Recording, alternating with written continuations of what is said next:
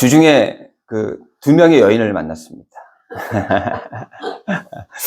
처음 드리는 그 첫 여인은 29살 먹은 이제 필름 일을 배운 지 이제 1년이 안 된 그 여자분이에요.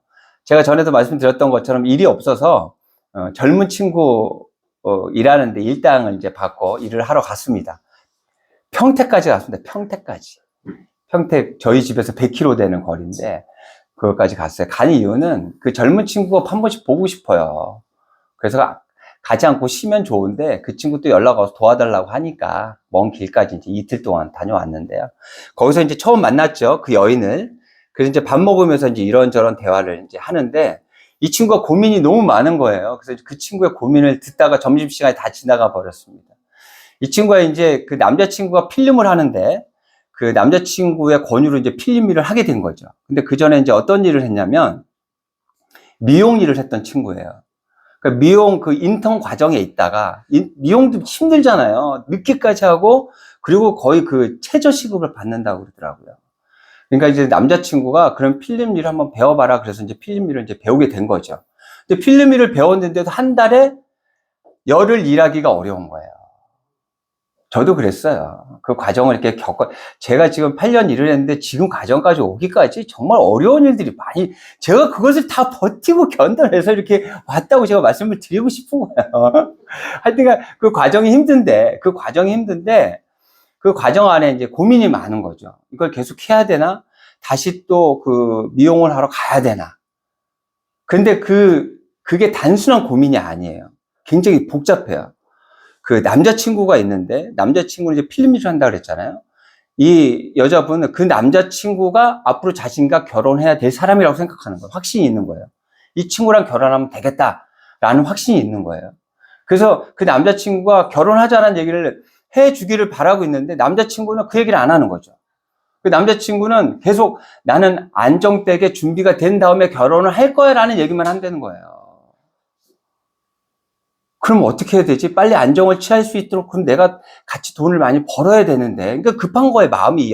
이 여자친구가 마음이 급한 거예요. 이 남자친구가 안정을 취하기 위해서는 자기가 돈을 같이 벌어줘야 되는데 이 필름이라고 열흘도 못하는데 어떻게 버냐 이거죠. 그럼 다시 또 그쪽으로 와서 그래서 그게 고민인 거예요. 근데 결정적인 건 그걸 고민해야 되는 게 아니라 그 남자친구의 마음이 어떠한지를 먼저 알아봐야 되는 거 아니겠어요? 자기는 확신이 섰잖아요. 근데 남자친구는 확신을 주지 않고 있는 거잖아요, 결국에는. 그럼 그걸 물어봐야 될 거 아니에요. 그 남자친구가 그 여자친구의 마음을 몰라요. 얘기를 안 하면 모른단 말이에요. 그래서 제가 그렇게 얘기했죠. 필름을 하느냐, 미용을 하느냐가 중요한 게 아니라 그 남자친구가 본인을 어떻게 생각하는지를 먼저 알아야 된다, 지금. 꺼내놓고 얘기할 때 좀 조심스럽게 이야기를 해서 그 남자친구의 마음을 먼저 알아보는 게 중요하겠다. 라고 이야기했고요. 필름을 계속 배워라. 앞으로 계속해서 지금은 힘들지만 그 기술을 배워놓으면 앞으로 굉장히 큰 도움이 될 거야. 라는 그런 얘기를 해줬어요, 제가. 그리고 또 한 여인을 또 만났습니다. 이 여자는 이제 뭐 하는 여자냐면 그 에어비앤비 숙박업을 하는 그런 친구예요. 그래서 이제 그 친구가 에어비앤비를 이제 준비하는 그 숙박업소에 제가 이제 필름을 붙이러 갔죠. 기존에 그 2층 집인데 3층 집이죠. 1층, 2층, 3층 집이에요. 그래서 2층에서 3층 올라가는 난간이 있잖아요. 옛날 구식 난간이었던 거예요. 거기를 그 합판으로 전부 다 이렇게 막았어요, 이렇게. 그래 거기에다가 필름을 붙이겠다는 거예요. 굉장히 난이도 있는 그런 작업이었죠. 저도 이제 그런 걸 안 해봤으니까 잘 될까 싶어서 걱정스럽게 가서 했는데 굉장히 작품이 잘 나왔습니다. 잘 나왔고 또 그게 너무 마음에 든다고 또 다른 일도 또 더 해달라는 거예요. 그리고 이제 그 친구랑 이런저런 이야기들을 이제 많이 했죠. 근데 보니까 이 친구가 감각이 있어요. 비싼 걸 사다 놓지 않았는데 이제 이 건물이 그 주택인데 3층짜리 건물인데 합정동에 있는 거예요. 굉장히 큰 그런 건물이에요. 그 집에 그 방이 7개예요. 근데 7개 그 테마가 다 달라요. 거기에 그 인테리어를 해놓은 보면 굉장히 센스 있게 잘 해놨어요. 와, 잘했다. 이거 보면은 와, 가고 싶은 마음이 들겠다 할 수 있을 정도로 잘 해놨어요. 그렇게 감각이 있는 친구더라고요. 그런데 이야기하다 보니까 공대 출신이에요. 그리고 지금 직장도 그 공대랑 연결된 대기업을 지금 다니고 있다고 얘기를 하는 거예요. 근데 그 숙박업을 하기 위해서 자기가 이제 인테리어를 하는데 이 일이 너무 재밌다는 거예요. 잘해요. 잘하기도 하고 되게 재밌대. 그래서 이 친구 한다는 얘기가 뭘 얘기하냐면 이렇게 얘기합니다. 그 직장을 그만둬야 될지. 그래서 이 일을 계속 해야 될지 아니면 이거는 그냥 서브로 하고 계속해서 직장을 다닐지 너무너무 고민스럽다는 거예요. 지금 두 여인을 만났는데 엄청난 고민, 지금 선택의 기로에 지금 서 있는 그런 여인들을 만났잖아요. 근데 제가 이야기하고 싶은 거는 중요한 건 그 선택들은 인생에 큰 영향을 끼칠 수 있지만 영원한 영향은 끼칠 수가 없어요. 잠깐의 영향이겠죠. 영원한 영향을 끼칠 수 있는 그 선택은 뭐냐면 하나님을 알고 하나님을 믿고 살아가느냐, 그렇지 못하느냐가 중요한 거예요. 지금 당장 우리가 짜장면을 먹어야 되냐, 짬뽕을 먹어야 되냐, 정말 그 갈림길 앞에서 정말 힘들고 어려울 때도 있죠. 하지만 그것보다 더 중요한 건 내가 하나님을 믿고 믿음으로 살아가느냐, 그렇지 않고 하나님을 외면하고 내 중심으로 살아가느냐, 그 기로에서 우리가 무엇을 선택해야 될지 그것이 더 중요하다라는 걸 말씀드리고 싶어요. 오늘 하나님께서 행하시는 그 축복의 모습들이 얼마나 대단한 그런 모습들이 있습니까? 그런데 이 말씀이 쓰여진 그 상황이 어떤 상황이냐면 제가 말씀을 드릴게요. 이사야가요, 선지자잖아요. 그래서 이스라엘 백성들에게 이야기하는 거야. 이스라엘 백성들이 선민이라고 하나님의 백성이라고 이야기하면서 너무 제약을 너무 많이 저지르는 거예요. 이제 제약이 너무 평만해졌어요. 온통 다 제약으로 그냥 가득했어요. 더 이상 돌이킬 수가 없어요. 그러니까 이사야가 이렇게 얘기하는, 너희들 이렇게 하면 망한다. 하나님이 니네들 멸망시키고 니네들 다른 나라에 포로로 잡혀가게 할 거야. 그 후에 70년 후에 다시 돌아오게 해서 이렇게 축복의 시간을 주실 거야. 그러니 지금이라도 마음을 돌려 라고 지금 이사야가 이야기하고 있는 거예요. 제가 지난주에도 말씀드렸잖아요. 광야의 시간이 우리에게 필요하다. 그래서 우리가 광야를 가야 된다. 그럼 우리나라에 광야가 어딨냐? 찾아가야 된다. 광야가 어디 있다고요? 우리 삶 안에 있다고 말씀드렸잖아요. 육체적인 어려움, 물질적인 어려움, 관계적인 어려움, 그것이 바로 광야의 길이다. 정말 그 힘든 어려운 상황이 되면 하나님만 볼 수밖에 없는 상황이 돼버려요. 하나님이 그래서 그 광야의 시간을 우리에게 주시는 거예요. 왜? 하나님께 집중하게 하기 위해서. 지금 보면 이스라엘 백성들도 죄로 가득했어요. 그 이유는 하나님께 집중하지 않기 때문에 그래요. 그래서 하나님께서 그 남유다를 완전히 멸망시키시고 바벨론에 그들을 포로로 잡혀가게 하십니다. 그리고 그 이스라엘 백성들이 그 바벨론에서 광야의 길을 갈 수밖에 없는 거예요, 이제. 그럼 어떻게 됐겠어요? 하나님만을 바라봤겠죠. 그리고 그들이 변화되기 시작했겠죠. 그 후에 하나님은 다시 그들을 자기의 나라로 돌려보내시고 이렇게 축복을 허락하신다는 내용이 이 내용인 거예요. 그런데 이사야는요, 그 선지자 중에서도 오실 예수님에 대한 이야기를 많이 했던 선지자예요. 53장으로 한번 가볼게요. 53장. 53장 4절부터 한번 볼게요.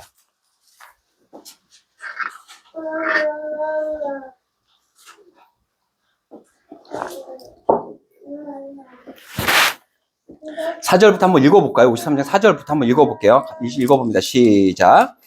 그는 실로 우리의 질고를 지고 우리의 슬픔을 당하였거늘 우리는 생각하기를 그는 징벌을 받아 하나님께 맞으며 고난을 당한다 하였노라. 그가 찔림은 우리의 허물 때문이요 그가 상함은 우리의 죄악 때문이라. 그가 징계를 받음으로 우리는 평화를 누리고 그가 채찍에 맞음으로 우리는 나음을 받았도다. 우리는 다 양 같아서 그릇 행하여 각기 제 길로 갔거늘 여호와께서는 우리 모든 죄악을 그에게 담당시키셨다. 이렇게 축복된 나를 허락하시잖아요. 그래서 그들을 70년 후에 다시 본국으로 송환해요. 그리고 다시 예루살렘 성을 짓게 하고 그곳에 하나님의 선민으로 다시 살아가게 하는 그 축복된 삶을 허락하십니다. 그러면 이 말씀은 우리하고 관계가 없는 거네요? 아니요. 이 말씀 안에 예수 그리스도의 흔적, 모습이 드러나 있는 거예요. 예수님께서 이 땅에 오셔서 이 축복이 우리들에게 전해지게 된 거예요. 예수님께서 공생기 기간에 어떻게 하셨어요? 보지 못하는 사람을 보게 하셨고요. 듣지 못하는 사람을 듣게 하셨고요. 여러 가지 축복의 시간들을 허락하신 걸 기억하시죠? 이 내용들이 보면 예수 그리스도께서 이 땅에 오셔서 공생의 기한을 우리에게 보여주셨던, 또 죽을 수밖에 없는, 죄악으로 죽을 수밖에 없는 우리들에게 영생을 허락하셨던 그 내용들이 담겨 있다라고 생각하시면 돼요. 근데 너무 멋지지 않아요?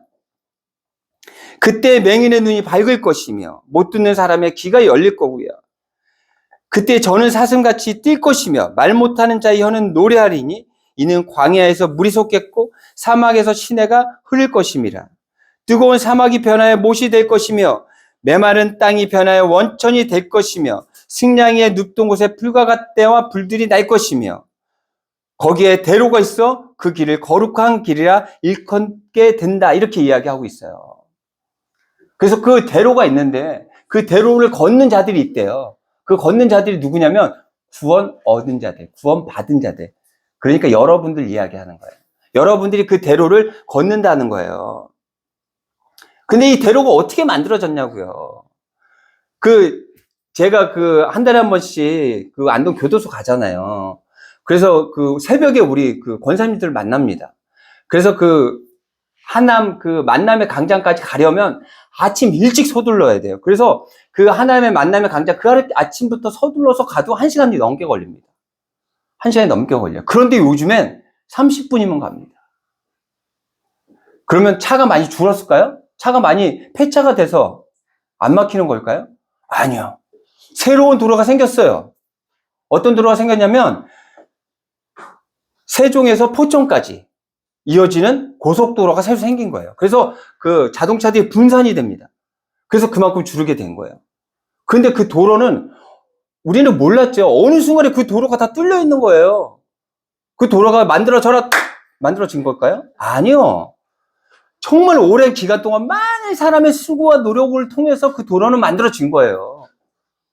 그 도로가 만들어지기까지 얼마나 많은 사람들의 희생이 있었겠냐고요. 얼마나 많은 사람들의 노력이, 얼마나 많은 돈들이 그 안에 들어갔겠냐고요. 지금 말씀하는 이 대로 있잖아요. 우리 그 대로로 걸어. 하나님께서 말씀은 그 나라로 들어갈 수 있어요. 이 대로로 갈 수 있어요. 근데 그 대로가 어떻게 만들어졌냐고. 만들어져라 뚝딱하니까 만들어져요? 아니요. 예수 그리스도의 희생, 예수 그리스도의 죽음, 예수 그리스도의 은혜와 사랑이 있었기 때문에 이 대로가 있게 된 거예요. 우리가 그 길을 걸을 수 있게 된 거예요. 그럼 이제 됐어요. 이제 우리 구원 받은 자들의 이제 우리는 됐어요. 그 대로로 이제 걸어가면 끝나요. 그래서 하나님께서 말하는 하나님 나라에 들어가면 끝나요. 그럼 끝. 이제 끝난 건가요? 그럼 끝나요? 우리의 역할은 그럼 끝나는 겁니까? 너무너무 좋아. 근데 보세요. 마지막 절에 내용을 한번 읽어볼게요. 같이 한번 읽어봐요. 10절. 10절. 같이 한번 읽습니다. 시작. 여호와의 속량함을 노래하며 시온에 이르러 그들의 머리 위에 영원한 사랑을 보고 기쁨과 즐거움을 얻으리니 슬픔과 탄식이 사라지리로다. 속량함을 받은 자가 아니라 자들이 돌아와야 돼요. 더 많은 사람들이 와야 더 기쁘겠죠. 더 즐겁겠죠. 제가 말씀드렸잖아요. 예전에도 제가 했던 운동 중에서 가장 재밌었던 운동이 축구라고. 개인적인 운동보다 혼자 하는 수영이나 이런 것들보다 축구가 재밌는 그 이유는 여러 사람이 같이 하기 때문이에요. 같이 마음이 하나로 만들어져 뭔가 결과물이 생길 때 그 안에 정말 닭살이 돋는 그 뿌듯함이 있습니다. 더 많은 사람들이 하나님께 돌아와야겠죠. 그 도로 위로 함께 더 많은 사람들이 어깨동무하고 하나님의 나라로 들어가야겠죠. 그럼 어떻게 해야 될까요? 복음 전해야죠. 보세요. 본류가 있으면 지류가 있습니다. 강이 있으면 강 본류가 있잖아요. 그럼 지류가 있어요. 그 지류로 물들이 들어와서 본류로 나갑니다. 그리고 우리가 대로가 있잖아요. 고속도로가 뚫렸잖아요. 그 체인지마다 도로가 들어오고 나가고 하는 길들이 있단 말이에요. 그렇죠? 그 길들의 역할을 누가 해야 되냐면 우리가 해야 되는 거예요. 우리가. 그래서 그 대로에 더 많은 사람들이 함께 하나님을 더욱더 기뻐하고 감사하고 그 은혜를 나눌 수 있는 시간들이 되어야 돼요. 그럼 우리는 어떻게 해야 될까요? 우리에게 주신 달란트가 무엇인지를 먼저 알아야 돼요. 각 사람마다 준 달란트가 다 달라요. 손흥민에게 준 달란트는 축구 잘하는 달란트 줬겠죠. 그런데 그에게는 특별한 달란트를 주셨어요. 뭐냐면 스피드. 지금 필요한 거 뭐라고요? 스피드. 그리고 그에게는 순발력을 줬어요. 근데 손흥민은 볼 가지고 잔재주를 부리지 않습니다. 그는 뛰어요. 무조건 뛰어요. 그 스피드로 그는 골을 넣어요. 자기에게 주긴 그 달란트를 가지고 이용하는 거예요. 제대로 사용해서 그는 성공했죠. 저는 손흥민의 그 경기를 보면서 정말 행복했습니다. 몇 년 동안. 전성기 때. 손흥민의 전성기가 좀 약간 사고가 길긴 했는데요. 그 전성기 때 그 손흥민의 모습을 보면서 손흥민이 우리 아들을 조금 닮았어요. 저희 아들이 손흥민을 닮은 게 아니고 손흥민이 저희 아들, 왜냐면 저희 아들이 조금 더 잘생겼어, 손흥민보다. 그래서 손흥민이 저희 아들을 좀 닮은 것 같아요. 그래서 손흥민이 웃을 때마다 제 아들을 보는 듯한. 그래서 그걸 보면서 저는 어떤 생각을 했냐면 이런 생각을 했어요. 손흥민의 전성기는 지금 같은데 나의 전성기는 언제 오나? 이런 생각이 들더라고요, 저는. 나이가 지금 60인데 전성기가 언제 오나? 막 이런 생각을 제가 하고 있는 거예요. 근데 제가 근래에 저의 전성기가 언제였지라고 생각해 보니까요. 제 전성기는 찬양팀을 만들어서 정말 많은 사람들 앞에서 하나님을 찬양하고 예배했을 때, 정말 많은 사람들과 함께 기뻐하고 감사했을 때, 은혜를 나눴을 때가 제 전성기였던 것 같아요. 다시 그때가 그리워져요. 다시 그때로 돌아가고 싶은 그런 마음이 생겨요. 그래서 요즘 근래에 갑자기 하나님, 저 찬양하고 싶은데, 더 많은 사람들과 예배하고 싶은데, 그런 기회 하나님 안 주시나요? 라고 그런 마음을 갖게 됐어요. 그런 마음을 갖게 됐어요. 그래서 저는 그런 마음을 갖게 된 게 제가 음악적인 달란트가 굉장히 커서 그런 마음을 갖게 됐나 싶었거든요. 근데 저를 잘 보니까 저는 음악적인 달란트는 없어요. 너무 슬픈 일이지만 음악적인 달란트는 없는 것 같아요. 박 집사님도 인정하네요. 네. 음악적인 달란트는 제가 없어요. 보면 제가 저희 아들하고 비교해봐도요. 저희 아들하고 같은 곡을 연습을 해도요. 저희 아들은 2-3시간이면 완성해요. 다 외워버려요. 저는 10시간을 해도 안 돼요. 그렇게 차이가 있는 거예요. 나이가 먹고의 차이도 좀 있겠지만 달란트라고 생각해요. 제 아내가 음악적인 달란트가 있는 것 같아요. 제가 기타를 치고 있으면 딱 지나가면서 빨라진다. 그래서 이렇게 지나간단 말이에요. 음악적인 달란트가 있었던 것 같아요. 그래서 보면 제 작은 아들은 엄마의 그 유전을 좀 닮지 않았나, 달란트를. 그러면 나는 어떤 달란트가 있기에 내가 찬양팀을 이끌고 내가 그렇게 찬양을 했을까라는 생각을 해보면 저에게는 사람들이 이렇게 모으는 달란트가 좀 있나 봐요. 그리고 사람들이 이렇게 모아지잖아요? 그럼 저는 거기서 제가 중심에 서고 싶지 않아요. 저는 항상 사람들이 안 보이는 대로 저는 가고 싶어 해요. 근데 이상하게 시간이 지나다 보면 제가 중심에 있어요. 그러니까 그게 저한테는 좀 달란트인 것 같아요. 그래서 예전에 찬양팀을 했을 때도 제가 음악적인 달란트가 있어서가 아니라 제가 구심점이 됐던 것 같아요. 다른 친구들 이렇게 모아서 하나의 팀을 만들 수 있는 제가 시작을 했거든요. 그래서 그때 찬양 사역을 1기, 2기로 이렇게 나눌 수 있는데요. 1기 때는 언제냐면 이제 대학원 가기 전에, 그리고 대학원 간 다음에 대학원 다니면서 못했어요. 대학원이 공부를 끝내고 다시 2기 이제 작업을 했죠. 근데 이제 1기 때는 음악 학교를 다니면서 찬양 인도 전공을 했습니다. 그 전공한 친구들끼리 모여서 찬양팀을 만든 거였어요. 그래서 그때 이제 전공자 악기하는 친구들을 모아서 그렇게 팀을 만들어서 그렇게 활동을 했던 거고, 그 다음에 이제 그 대학원을 졸업했을 때는 몇 명 남지 않아서 다른 친구들 섭외해서 그렇게 이제 같이 또 해서 사역을 했었죠. 그런데 기억에 남는, 찬양을 하고 싶다라고 하면서 기억에 남는 친구들은 처음에 했던 친구들이 그렇게 기억에 남는 거예요. 근데 찬양을 하고 싶다, 예전처럼 그런 찬양팀을 만들어서 더 좀 폭넓게 많은 사람들에게 하나님의 은혜 좀 나누고 싶다, 복음을 전하고 싶다라고 생각을 하고 있는데 희한한 일들이 벌어집니다. 그때가 그 찬양 사역했던 그 친구들과의 관계가 언제냐면 15년 전이에요. 15년 전에 만났던 친구들이거든요. 그리고 이제 그때 헤어져가지고 거의 잘 모르는. 근데 그 친구들에게 연락이 옵니다. 근래. 그 기타 치던 친구가 연락이 와서 그 여자 목사님하고 결혼해서 지금 교회에서 사역을 하고 있다. 직원으로 사역을 하고 있다라는 그렇게 전화가 왔고. 또 제가 전에 한번 말씀드렸던 것처럼 큰 아픔을 겪었던 그 친구는 이제 찬양 인도했던 친구고 작곡을 잘하는 그런 친구예요. 그 친구에게 또 연락이 와가지고 그렇게 통화를 했고, 어저께는 이제 너무 피곤한 거예요. 말씀도 막 너무 좀 집중이 안 되고 그래서 일찍 자야겠다. 그래서 9시에 들어가서 이제 자려고 이제 불을 끄고 이제 누웠습니다. 그래서 이제 잠이 거의 들었어요. 근데 갑자기 벨이 울리기 시작하네요. 그 전화를 딱 받았더니 누구냐면 그때 같이 활동했던 그 여자 찬양 사역자, 같이 그 찬양했던 그 여자친구가 전화를 한 거예요. 그때는 제가 40이 조금 넘었고 그 친구들은 20대 초반이었죠. 파릇파릇했던. 전화가 온 거예요. 그래서 지금 뭘 하고 있냐면 피부 케어, 미용, 뭐 그쪽에 그 샵을 한다는 거예요. 그 남편이 목사인데 굉장히 힘들어서 지금 1년 동안 쉬고 있고, 그리고 또 큰아이는 또 자폐가 있어요. 장애가 있고, 둘째 아이가 또 초등학교 1학년이고, 그래서 이런저런 이야기를 하는데 너무 신기한 거 아니에요? 제가, 그 찬양 했던 그때가 전성기고 다시 또 전성기를 또 갖고 싶고 그런 찬양을 하고 싶다라고 생각을 했는데 왜 그 친구들에게서 갑자기 전화가 오죠? 또 그 친구가 저에게 그러는 거예요. 그 여자친구가 그 개척을 했다니까 저한테 계좌번호를 알려달래요. 왜? 그랬더니 개척하고 힘들 텐데 자기가, 그래 제가 됐다 그랬어요. 우리는 흘려보내는 교회다. 그 부족함 없는 교회니까 안 도와줘도 돼. 근데 너무 보고 싶은 거예요. 그 친구들이 다. 그래서 시간을 만들어서 한번 봐야겠다. 이런 생각이 들어요. 자기에게 준 달란트가 뭔지를 알아야 돼요. 그 친구들이 왜 저에게 왜 전화했을까요? 저는 이렇게 생각합니다. 그들도 예전에 했던 그 찬양의 시절, 그 기억들이 있는 거예요. 그렇죠? 그래서 저를 기억할 때 아마, 와, 그 노래 잘하던, 음악 정말 실력 뛰어나던 그 목사님한테 전화해가 그거 아닐 거예요. 그때 우리를 정말 이끌었던 리더자. 제가 그때 대표였거든요. 그래서 그 기억으로 저에게 전화를 했을 거라고 믿어요.